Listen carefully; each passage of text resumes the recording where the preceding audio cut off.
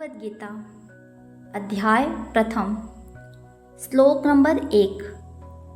धृतराष्ट्र ने कहा, हे संजय, धर्म भूमि कुरुक्षेत्र में युद्ध की इच्छा से एकत्र हुए मेरे तथा पांडु के पुत्रों ने क्या किया।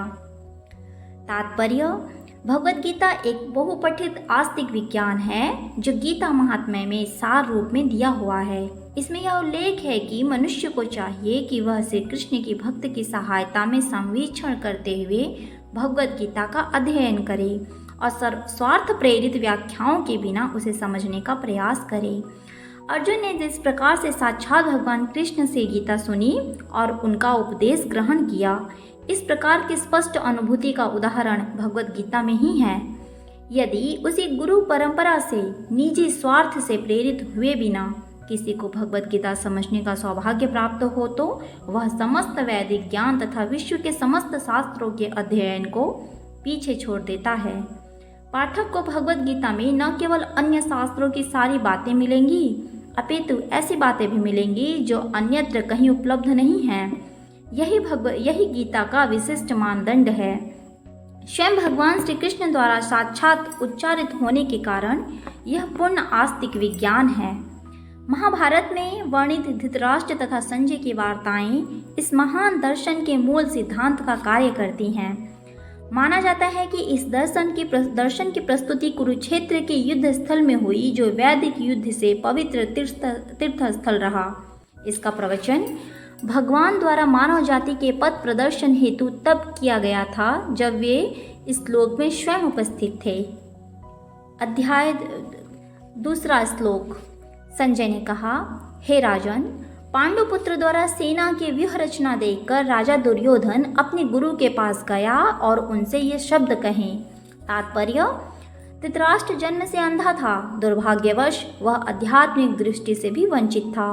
वह यह जानता था कि उसी के समान उसके पुत्र भी धर्म के मामले में अंधे हैं और उसे विश्वास था कि वे पांडव के साथ कभी भी समझौता नहीं कर पाएंगे, क्योंकि पांचों पांडव जन्म से ही पवित्र थे। फिर भी उसे तीर्थ स्थान के प्रभाव के विषय में संदेह था।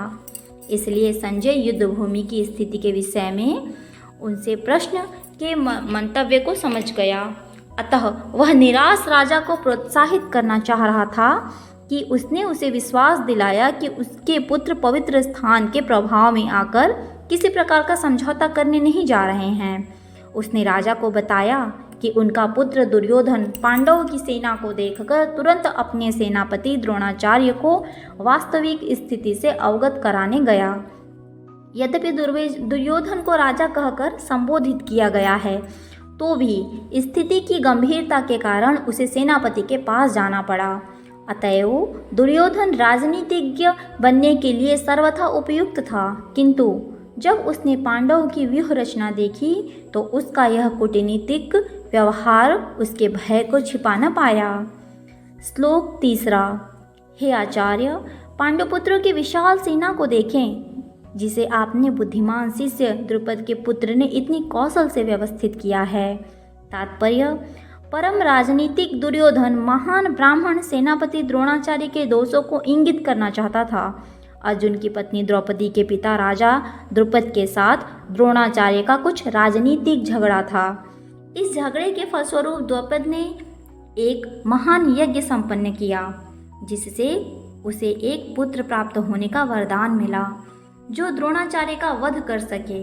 द्रोणाचार्य इसे भली भांति जानते थे, किंतु जब द्रुपद का पुत्र धृष्टद्युम्न युद्ध शिक्षा के लिए उसको सौंपा गया तो द्रोणाचार्य को उसे अपने सारे सैनिक रहस्य प्रदान करने में कोई झिझक नहीं हुई।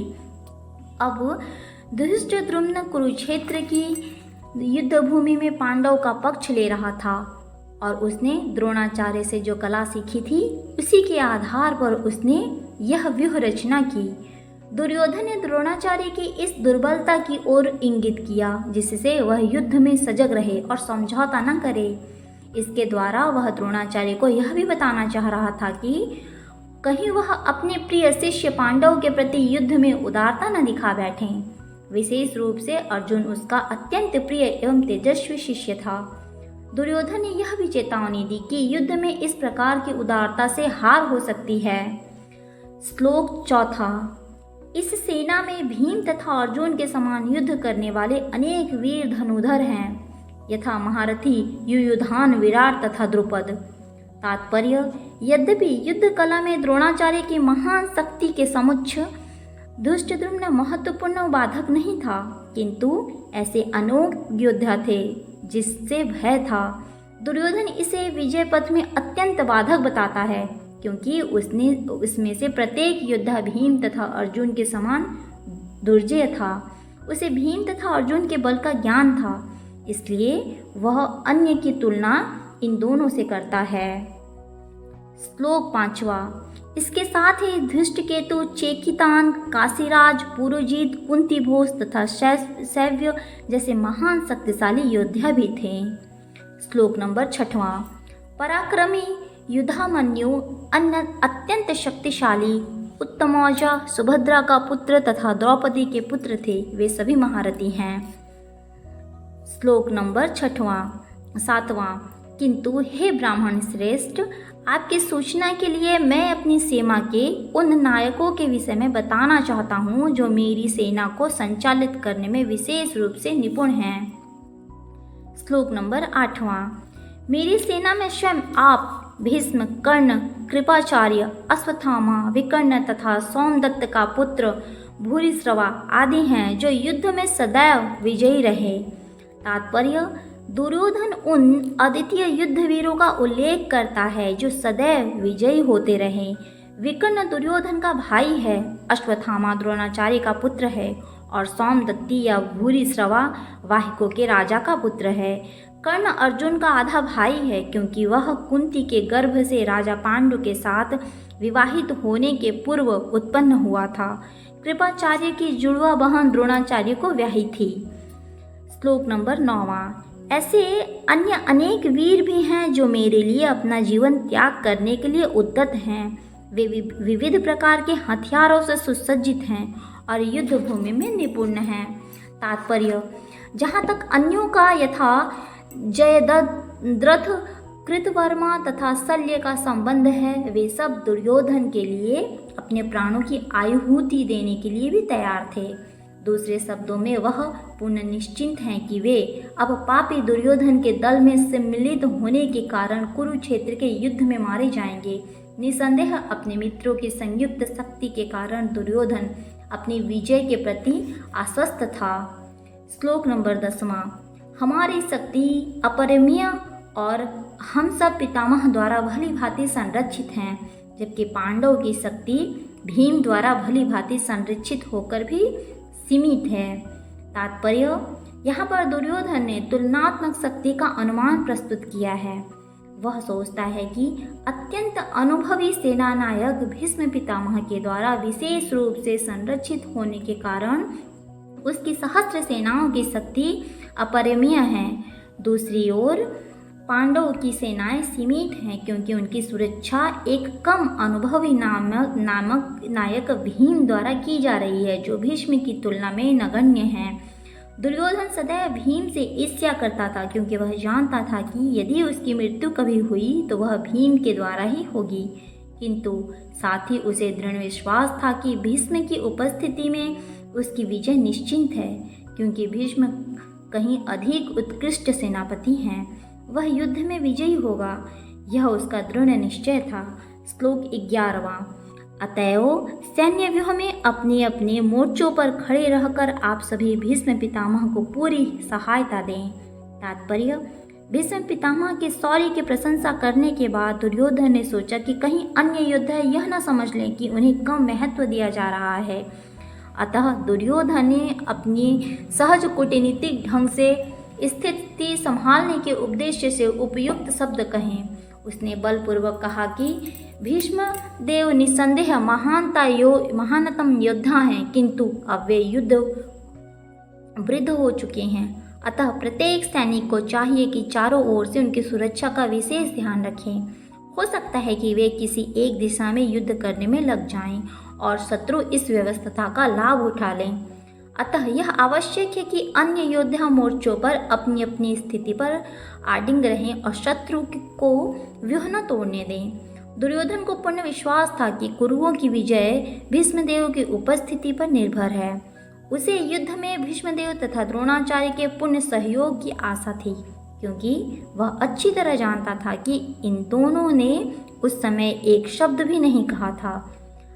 जब अर्जुन की पत्नी द्रौपदी ने असहाय अवस्था में भरी सभा में नग्न किया जा रहा था और जब उसने उनसे न्याय की भीख मांगी थी, यह जानते हुए भी कि इन दोनों सेनापतियों के मन में पांडव के लिए स्नेह था, दुर्योधन को आशा थी कि वे इस स्नेह को उसी तरह त्याग दें जिस तरह उन्होंने घृत क्रीड़ा के अवसर पर किया था।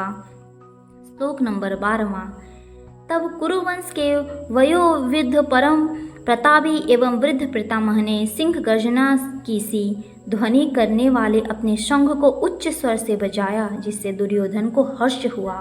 तात्पर्य: कुरुवंश के वयोवृद्ध पितामह अपने पौत्र दुर्योधन का मनोभाव जान गए और उनके प्रति अपनी स्वाभाविक दयावश उन्होंने उसे प्रसन्न करने के लिए अत्यंत उच्च स्वर में अपना शंख बजाया, जो उसकी सिंह के समान स्थिति के अनुरूप था।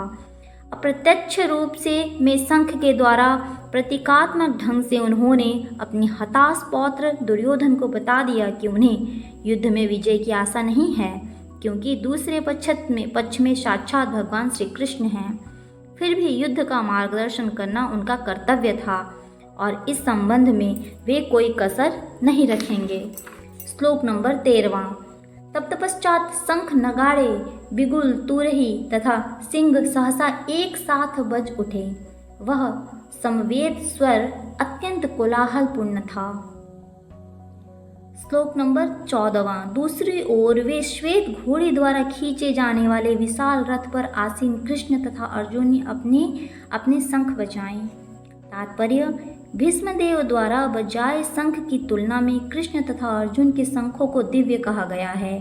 दिव्य शंखों के नाद से यह सूचित हो रहा है कि दूसरे पक्ष की विजय की कोई आशा न थी, क्योंकि कृष्ण पांडव के पक्ष में थे। जयस्तु पांडुपुत्राणा येषा पक्षे जनार्दनः। जय तथा पांडु के पुत्र जयसु की होती है, क्योंकि भगवान कृष्ण उनके साथ हैं और जहाँ जहाँ भगवान विद्यमान हैं वहीं वहीं लक्ष्मी भी रहती हैं, क्योंकि वे अपने पति के बिना तो रह नहीं सकती। अतः जैसा कि भगवान विष्णु भगवान कृष्ण के शंख द्वारा उत्पन्न दिव्य ध्वनि से सूचित हो रहा था कि विजय तथा श्री दोनों ही अर्जुन की प्रतीक्षा कर रही थी। इसके अतिरिक्त जिस रथ में दोनों मित्र आसीन थे वे अर्जुन को अग्नि देवता द्वारा प्रदत्त था और इससे सूचित हो रहा था कि तीनों लोकों में जहाँ कहीं भी यह जाएगा वहाँ विजय निश्चित है। भगवत गीता इन हिंदी में हम आप सभी का स्वागत करते हैं। श्लोक नंबर 15। भगवान कृष्ण ने अपना पंचजन्य शंख बजाया। अर्जुन ने देवदत्त शंख तथा अति भोजी एवं अति मानवीय कार्य करने वाले भीष्म ने पौंड्र नामक भयंकर शंख बजाया। तात्पर्य: इस श्लोक में भगवान कृष्ण को ऋषिकेश कहा गया है, क्योंकि वे ही समस्त इंद्रियों के स्वामी हैं। सारे जीव उनके भिन्नांश हैं, अतः जीवों की इंद्रियां भी उनकी इंद्रियों के अंश हैं। चूँकि निर्विशेषवादी जीवों की इंद्रियों का कारण बताने में असमर्थ हैं, इसलिए वे जीवों को इंद्रिय रहित या निर्विशेष कहने के लिए उत्सुक रहते हैं। भगवान समस्त जीवों के हृदय में स्थित होकर उनकी इंद्रियों का निर्देशन करते हैं, किंतु वे इस तरह निर्देशन करते हैं कि जीव उनकी शरण ग्रहण कर ले, और विशुद्ध भक्त की इंद्रियां का तो वे प्रत्यक्ष निर्देशन करते हैं। यहाँ कुरुक्षेत्र की युद्ध भूमि में भगवान कृष्ण अर्जुन की दिव्य इंद्रियों का निर्देशन करते हैं, इसलिए उनको ऋषिकेश कहा गया है। भगवान के विविध कार्यों के अनुसार उनके भिन्न भिन्न नाम हैं। उदाहरण के लिए एक नाम मधुसूदन है, क्योंकि उन्होंने मधु नाम के असुर को मारा था। वे गौ तथा इंद्रियों को आनंद देने के कारण गोविंद कहलाते हैं। वसुदेव के पुत्र होने के कारण इनका नाम वासुदेव है।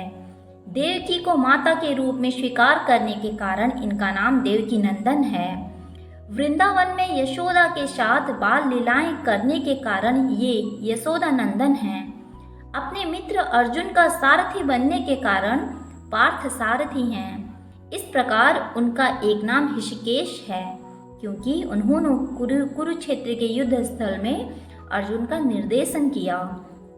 इस श्लोक में अर्जुन को धनंजय कहा गया है क्योंकि जब उनके बड़े भाई को विभिन्न यज्ञ संपन्न करने के लिए धन की आवश्यकता हुई थी तो उसे प्राप्त करने में उन्होंने सहायता की थी।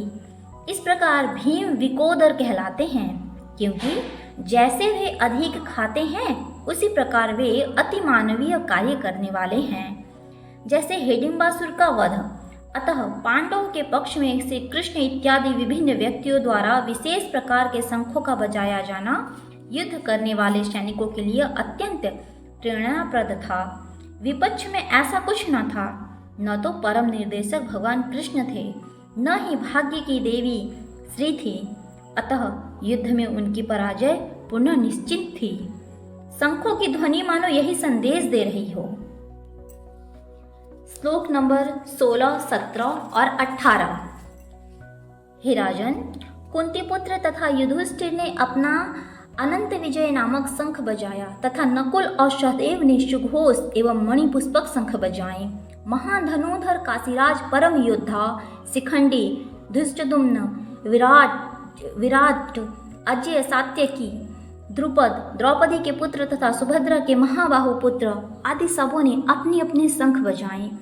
संजय ने राजा धृतराष्ट्र को अत्यंत चतुराई से यह बताया कि पांडव के पुत्र को धोखा देने तथा राज्य सिंहासन पर अपने पुत्रों को आसीन कराने की यह अविवेकपूर्ण नीति श्लाघनीय नहीं थी।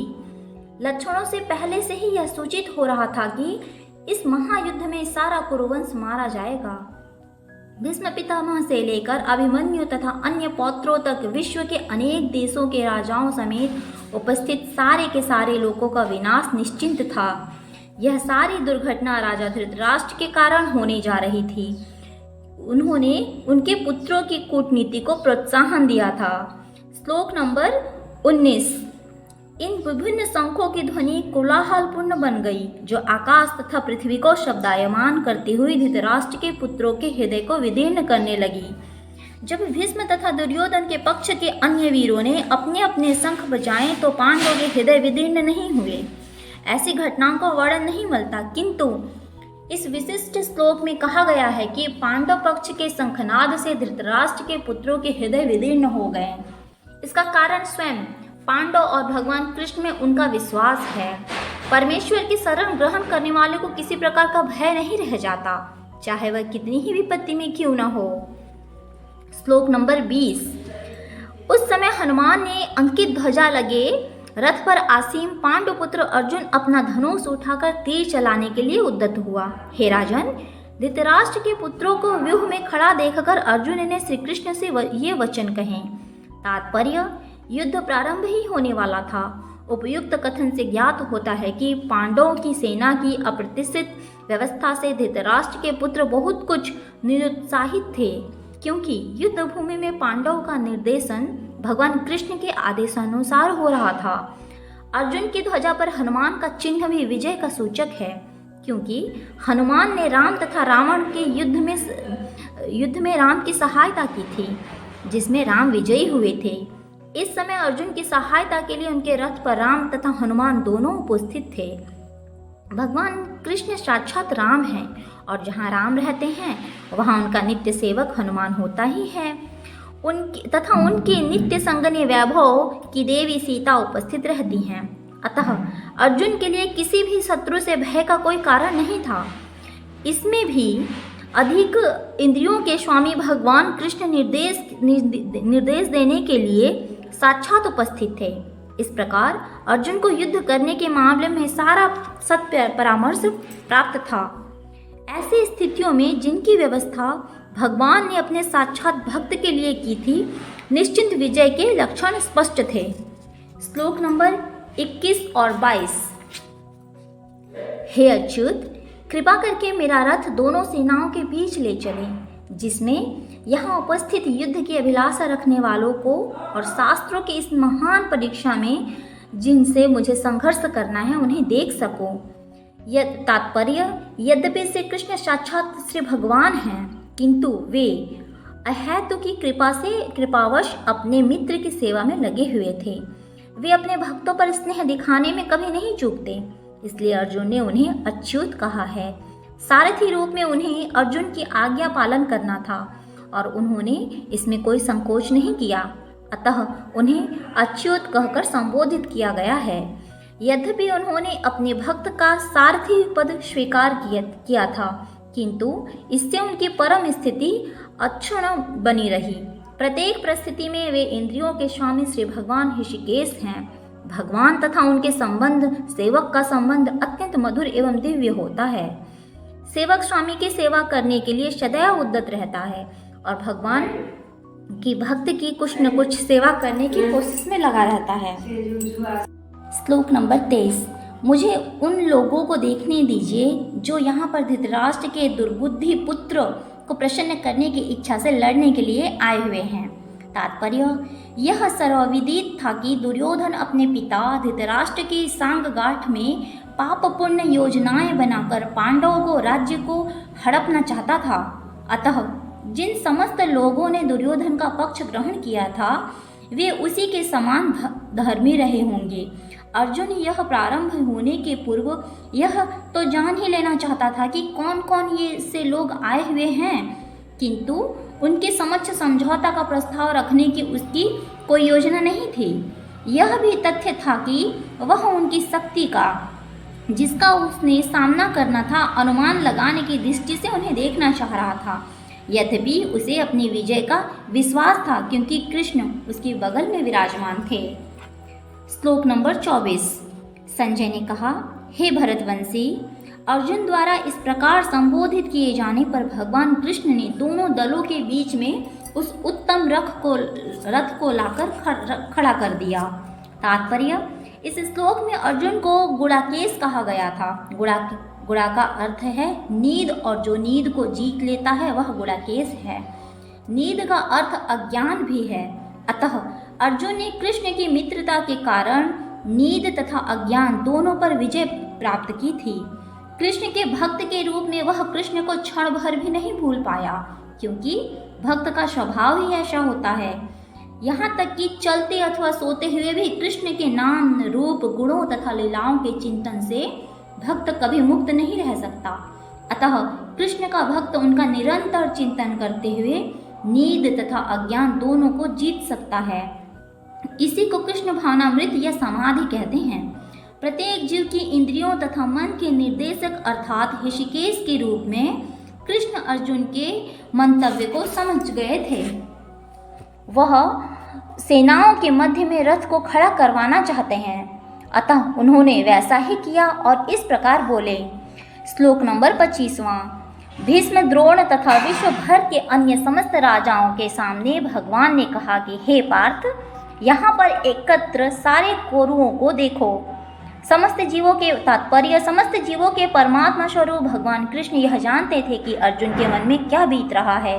यह प्रसंग में ऋषिकेश शब्द का प्रयोग सूचित करता है कि वे सब कुछ जानते थे।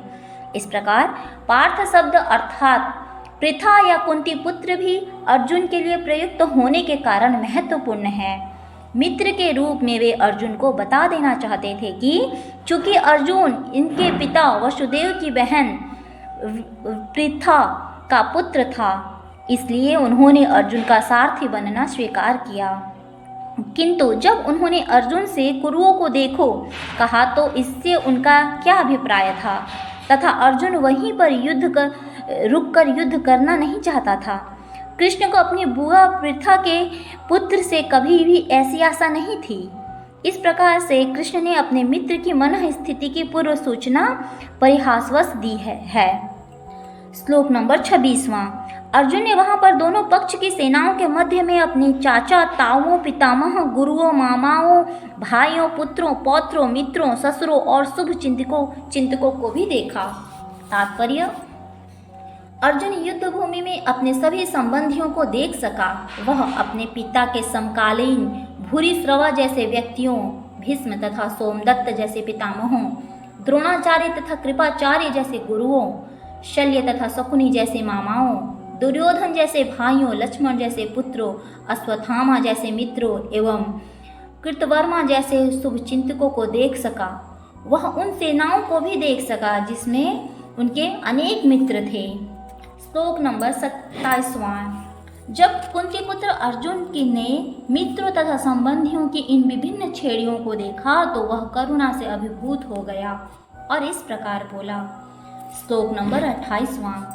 हे अर्जुन, अर्जुन ने कहा, हे कृष्ण, इस प्रकार युद्ध की इच्छा रखने वाले अपने मित्रों तथा संबंधियों को अपने समक्ष उपस्थित देखकर मेरे शरीर के अंग कांप रहे हैं और मेरा मुंह सूखा जा रहा है। तात्पर्य, यथार्थ भक्ति से युक्त मनुष्य में वे सारे सद्गुण रहते हैं जो सत्पुरुषों या देवताओं में पाए जाते हैं, जबकि अभक्त अपनी शिक्षा तथा संस्कृति के द्वारा भौतिक योग्यताओं में चाहे कितना ही उन्नत क्यों न हो, इन ईश्वरीय गुणों से विहीन होता है। अतः स्वजनों तथा मित्रों तथा संबंधियों को युद्ध भूमि में देखते ही अर्जुन उन सबों के लिए करुणा से अभिभूत हो गया जिन्होंने परस्पर युद्ध करने का निश्चय किया था।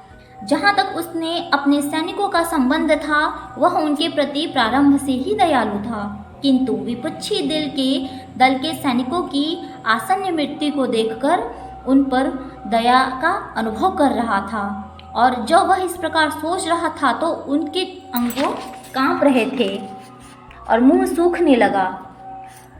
उन सबको युद्धाभिमुख देखकर उन्हें आश्चर्य भी हुआ। प्रायः सारा कुटुंब अर्जुन के सगे संबंधी उससे युद्ध करने आए थे। यद्यपि इसका उल्लेख नहीं है, किंतु तो भी सहज अनुमान लगाया जा सकता है कि न केवल उनके अंग कांप रहे थे और मुंह सूख रहा था, अपितु वह दया व सुरुदन भी कर रहा था। अर्जुन में ऐसे लक्षण किसी दुर्बलता के कारण नहीं, अपितु हृदय की कोमलता के कारण थे, जो भगवान के शुद्ध भक्त का लक्षण है। श्लोक नंबर 29वां। मेरा सारा शरीर कांप रहा है, मेरे रोंगटे खड़े हो रहे हैं, मेरा गांडीव धनुष मेरे हाथ से सरक रहा है और मेरी त्वचा जल रही है। तात्पर्य, शरीर में दो प्रकार का कंपन होता है और रोंगटे भी दो प्रकार के खड़े होते हैं। ऐसा या तो आध्यात्मिक परमानंद के समय या भौतिक परिस्थितियों में अत्यधिक भय उत्पन्न होने पर होता है। दिव्य साक्षात्कार में कोई भय नहीं होता। इस अवस्था में अर्जुन के जो लक्षण हैं वे भौतिक भय अर्थात जीवन की हानि के कारण हैं। अन्य लक्षणों से भी यह स्पष्ट है कि वह इतना अधीर हो गया था कि उसका विख्यात धनुष गांडीव उसके हाथ से सरक रहा था और उसकी त्वचा में जलन उत्पन्न हो रही थी। वे सब लक्षण देहात्म बुद्धि से जन्य हैं। श्लोक नंबर 30वां। मैं यहाँ अब और अधिक खड़ा रहने में असमर्थ हूँ, मैं अपनों को भूल रहा हूँ और मेरा सर चकरा रहा है। हे कृष्ण, मुझे तो केवल अमंगल के कारण दिख रहे हैं। तात्पर्य, अपने धैर्य के कारण अर्जुन युद्ध भूमि में खड़ा रहने में असमर्थ था और अपने मन की इस दुर्बलता के कारण उसे आत्मविस्मृति हो रही थी। भौतिक वस्तुओं के प्रति अत्यधिक आसक्ति के कारण मनुष्य ऐसी मोहमयी स्थिति में पड़ जाता है।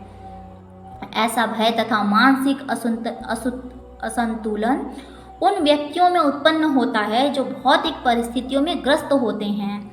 अर्जुन को युद्ध भूमि में केवल दुखदायी पराजय ही प्रतीत हो रही थी। वह शत्रुओं पर विजय पाकर भी सुखी नहीं होगा। निमित्तानि विपरीतानि शब्द महत्वपूर्ण है। जब मनुष्य को अपनी आशाओं में केवल निराशा दिखती है तो वह सोचता है, मैं यहाँ क्यों हूँ। प्रत्येक प्राणी अपने मन में तथा अपने स्वार्थ में रुचि रखता है, किसी की भी परमात्मा में रुचि नहीं होती।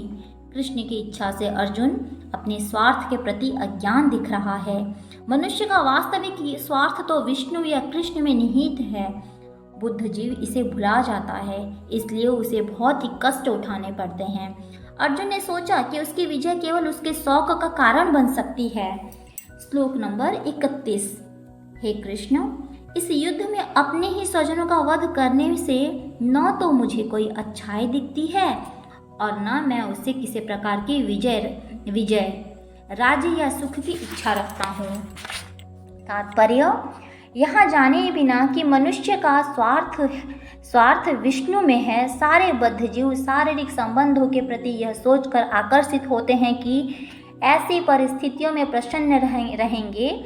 ऐसी देहात्म बुद्धि के कारण वे भौतिक सुखों के कारणों को भी भूल जाते हैं। अर्जुन तो क्षत्रिय नामक नैतिक धर्म भी भूल गया था। कहा जाता है कि दो प्रकार के मनुष्य परम शक्तिशाली तथा जाज्वल्यमान सूर्यमंडल में प्रवेश करने के लिए योग्य हैं।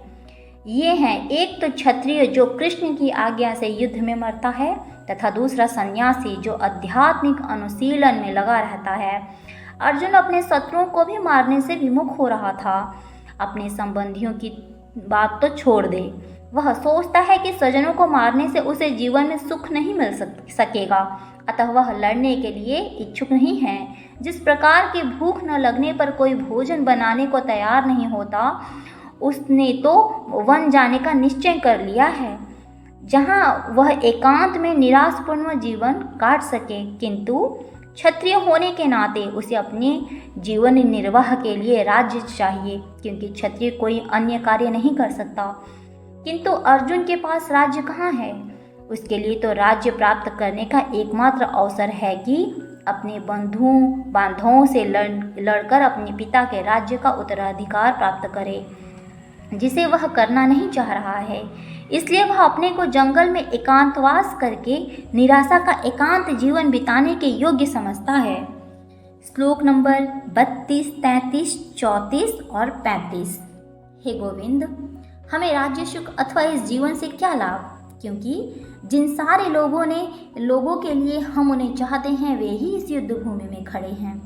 हे मधुसूदन, जब गुरुजन, पितृगण, पुत्रगण, पितामह, मामा, ससुर, पौत्रगण, साले तथा अन्य सारे संबंधी अपना अपना धन एवं प्राण देने के लिए तत्पर हैं और मेरे समक्ष खड़े हैं, तो फिर मैं इन सबको क्यों मारना चाहूँगा, भले ही वे मुझे क्यों न मार डालें।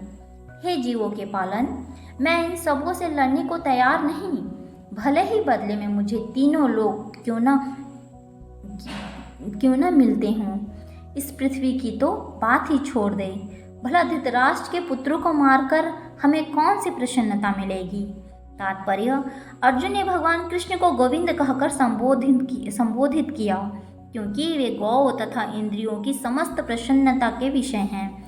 इस विशिष्ट शब्द का प्रयोग करके अर्जुन संकेत करता है कि कृष्ण यह समझे कि अर्जुन की इंद्रियां कैसे तृप्त होंगी, किंतु गोविंद हमारी इंद्रियों को तुष्ट करने के लिए नहीं है।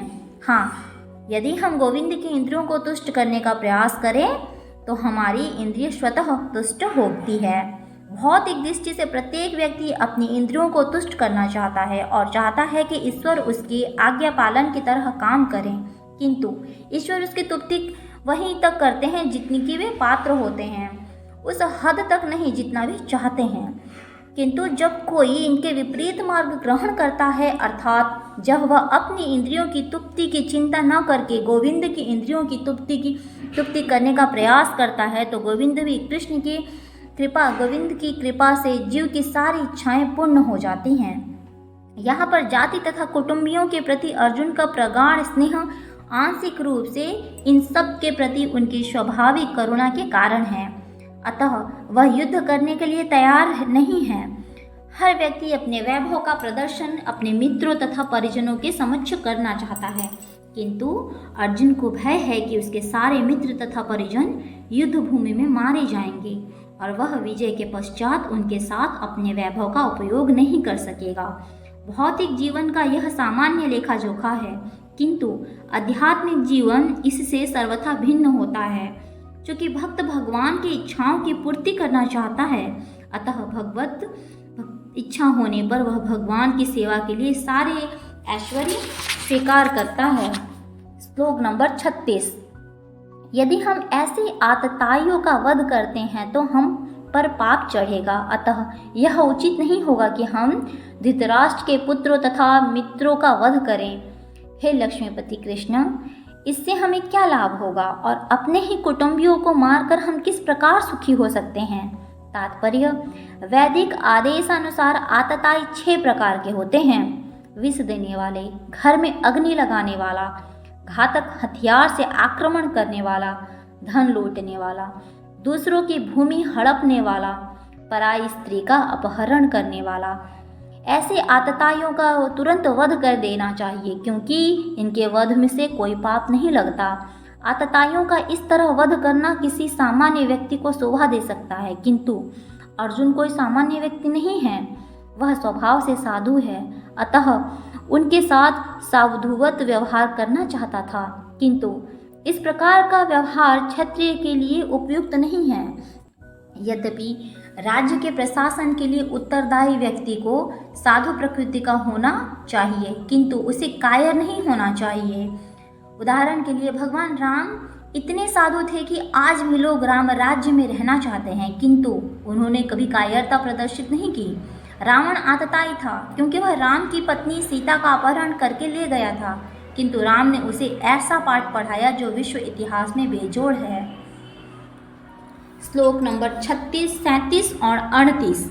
हे जनार्दन, यद्यपि लोभ से अभिभूत चित्त वाले ये लोग अपने परिवार को मारने या अपने मित्रों से द्रोह करने में कोई द्वेष नहीं देखते, किंतु हम लोग जो परिवार के विनष्ट करने में अपराध देख सकते हैं, ऐसे पापों से क्यों प्रवृत्त हो।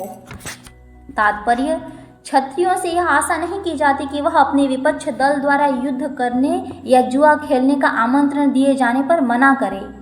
ऐसी अनिवार्यता में अर्जुन लड़ने से नकार नहीं सकता, क्योंकि उसको दुर्योधन के दल ने ललकारा था। इस प्रसंग में अर्जुन ने विचार किया ही कि हो सकता है कि दूसरा पक्ष इस ललकार के परिणामों के प्रति अनभिज्ञ हो, किंतु अर्जुन को तो दुष्परिणाम दिखाई दे रहे थे, अतः वह इस ललकार को स्वीकार नहीं कर सकता। यदि परिणाम अच्छा हो तो कर्तव्य वस्तुतः पालनीय है, किंतु यदि परिणाम विपरीत हो तो हम उसके लिए बाध्य नहीं होते। भगवद गीता में हम आप सभी का स्वागत करते हैं। अध्याय प्रथम, श्लोक नंबर 39। कुल का नाश होने पर सनातन कुल परंपरा नष्ट हो जाती है और इस तरह शेष कुल भी अधर्म में प्रवृत्त हो जाता है। तात्पर्य, वर्णाश्रम आश्रम में धार्मिक परंपराओं के अनेक नियम हैं, जिनकी सहायता से परिवार के सदस्य ठीक से उन्नति करके आध्यात्मिक मूल्यों की उपलब्धि कर सकते हैं। परिवार में जन्म से लेकर मृत्यु तक के सारे संस्कारों के लिए वयोवृद्ध लोग उत्तरदायी होते हैं, किंतु इन वयोवृद्धों की मृत्यु के पश्चात संस्कार संबंधी पारिवारिक परंपराएं रुक जाती हैं और परिवार के जो तरुण सदस्य बचे रहते हैं वे अधमर्मम्य व्यसनों में प्रवृत्त होने से मुक्ति लाभ से वंचित रह सकते हैं। अतः किसी भी कारणवश परिवार के वयोयुद्धों का वध नहीं होना चाहिए। श्लोक नंबर 40। हे कृष्ण, जब कुल में अधर्म प्रमुख हो जाता है तो कुल की स्त्रियां दूषित हो जाती हैं और स्त्री तत्व के पतन से हे विष्णुवंशी अवांछित संतानें उत्पन्न होती हैं। तात्पर्य, जीवन में शांति, सुख तथा आध्यात्मिक उन्नति का मुख्य सिद्धांत मानव समाज में अच्छी संतान का होना है। वर्णाश्रम धर्म के नियम इस प्रकार बनाए गए थे कि राज्य तथा जाति की आध्यात्मिक उन्नति के लिए समाज में अच्छी संतान उत्पन्न हो। ऐसी संतान समाज में स्त्री के सतीत्व और उसकी निष्ठा पर निर्भर करती है। जिस प्रकार बालक सरलता से कुमार्गामी बन जाते हैं, उसी प्रकार स्त्रियां भी पतनोन्मुखी होती हैं। अतः बालकों तथा स्त्रियों दोनों को ही समाज में वयोवृद्धों का संरक्षण आवश्यक है। स्त्रियां विभिन्न धार्मिक प्रथाओं में संलग्न रहने पर व्यभिचारिणी नहीं होंगी। चाणक्य पंडित के अनुसार सामान्यतया स्त्रियां अधिक बुद्धिमान नहीं होती, अतः वे विश्वसनीय नहीं हैं, इसलिए उन्हें विविध कुल परंपराओं में व्यस्त रहना चाहिए और इस तरह उनके सात्विक तथा अनुरक्ति में ऐसी संतान जन्मेगी जो वर्णाश्रम धर्म में भाग लेने के योग्य होगी। ऐसे वर्णाश्रम धर्म के विनाश से यह स्वाभाविक है कि स्त्रियां स्वतंत्रता पूर्वक पुरुषों से मिल सकेंगी और व्यभिचार को प्रशय मिलेगा, जिससे अवांछित संतानें उत्पन्न होंगी।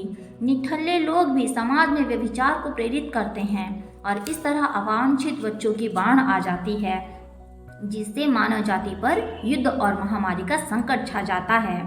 श्लोक नंबर 41। अवांछित संतानों की वृद्धि से निश्चय ही परिवार के लिए तथा पारिवारिक परंपराओं को विनष्ट करने वालों के लिए नारकीय जीवन उत्पन्न होता है। ऐसा पतित कुलों के पुरखे गिर जाते हैं, क्योंकि उन्हें छल तथा पिंडदान देने की क्रियाएं समाप्त हो जाती हैं। तात्पर्य, सकाम कर्म के विविध धानों के अनुसार कुल के पितरों को समय समय पर जल तथा पिंडदान दिया जाना चाहिए। यह दान विष्णु द्वारा पूजा किया जाता है, क्योंकि विष्णु को अर्पित भोजन के उच्छिष्ट भाग के खाने से सारे पाप कर्मों से उद्धार हो जाता है। कभी कभी पितरगण विविध प्रकार के पाप कर्मों से ग्रस्त हो सकते हैं और कभी कभी उनमें से कुल को स्थूल शरीर प्राप्त न हो सकने के कारण उन्हें प्रेतों के रूप में सूक्ष्म शरीर धारण करने के लिए बाध्य होना पड़ता है। अतः जब वंशजों द्वारा पितरों को बचा प्रसाद अर्पित किया जाता है तो उनका प्रेत योनि या अन्य प्रकार के दुखमय जीवन से उद्धार होता है। पितरों को इस तरह की सहायता पहुंचाना कुल परंपरा है। जो लोग भक्ति का जीवन यापन नहीं करते उन्हें ये अनुष्ठान करने होते हैं। केवल भक्ति करने से मनुष्य सैकड़ों क्या हजारों पितरों को ऐसे संकटों से उबार सकता है। श्लोक नंबर 42। जो लोग कुल परंपरा को विनष्ट करते हैं और इस तरह अवांछित संतानों को जन्म देते हैं उनके दुष्कर्म से समस्त प्रकार की सामुदायिक योजनाएं तथा पारिवारिक कल्याण कार्य विनष्ट हो जाते हैं। तात्पर्य, सनातन धर्म या वर्णाश्रम धर्म द्वारा निर्धारित मानव समाज के चारों वर्णों के लिए सामुदायिक योजनाएं तथा पारिवारिक कल्याण कार्य इसलिए नियोजित हैं कि मनुष्य चरम मोक्ष प्राप्त कर सके। अतः समाज के अनुत्तरदायी नायकों द्वारा सनातन धर्म परंपरा के विखंडन से उस समाज में अव्यवस्था फैलती है। फलस्वरूप लोग जीवन के उपदेश विष्णु को भूल जाते हैं। ऐसे नायक अंधे कहलाते हैं और जो लोग इसका अनुगमन करते हैं वे निश्चय ही कुव्यवस्था की ओर अग्रसर होते हैं। श्लोक नंबर 43। हे प्रजापालक कृष्ण, मैंने गुरु परंपरा से सुना है कि जो लोग कुल धर्म का विनाश करते हैं वे सदैव नरक में वास करते हैं। तात्पर्य, अर्जुन अपने तर्कों को अपने निजी अनुभव पर न आधारित करके आचार्यों से जो सुन रखा है उस पर आधारित करता है। वास्तविक ज्ञान प्राप्त करने की यही विधि है। जिस व्यक्ति ने पहले से ज्ञान प्राप्त कर रखा है उस व्यक्ति की सहायता के बिना कोई भी वास्तविक ज्ञान तक नहीं पहुंच सकता। वर्णाश्रम धर्म की एक पद्धति के अनुसार मृत्यु के पूर्व मनुष्य को पाप कर्मों के लिए प्रायश्चित करना होता है। जो पापात्मा है उसे इस विधि का अवश्य उपयोग करना चाहिए। ऐसे किए बिना मनुष्य निश्चित रूप से नरक भेजा जाएगा जहां उसे अपने कर्मों के लिए कष्टमय जीवन बिताना होता है। श्लोक नंबर 44। ओह, कितने आश्चर्य की बात है कि हम सब जघन्य पाप करने के लिए उद्यत हो रहे हैं। राज्य सुख भोगने की इच्छा से प्रेरित होकर हम अपने ही संबंधियों को मारने पर तुले हैं। तात्पर्य, स्वार्थ के वशीभूत होकर मनुष्य अपने सगे भाई, बाप या माँ के वध जैसे पाप कर्मों में प्रवृत्त हो सकता है।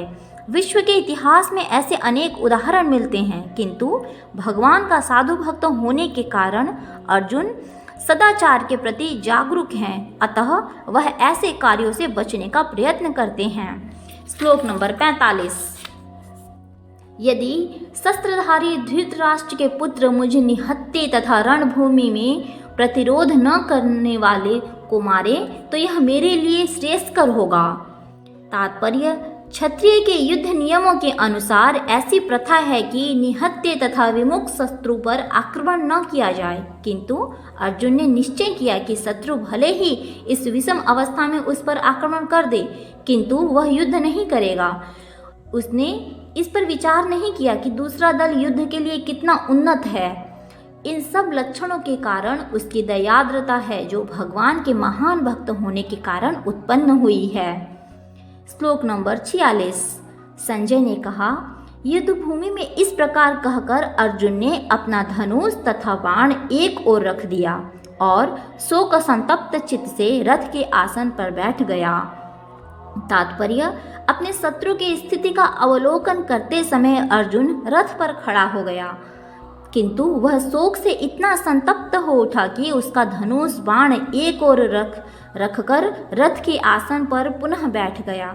ऐसा दयालु तथा कोमल हृदय व्यक्ति जो भगवान की सेवा में रत हो आत्मज्ञान प्राप्त करने के योग्य है।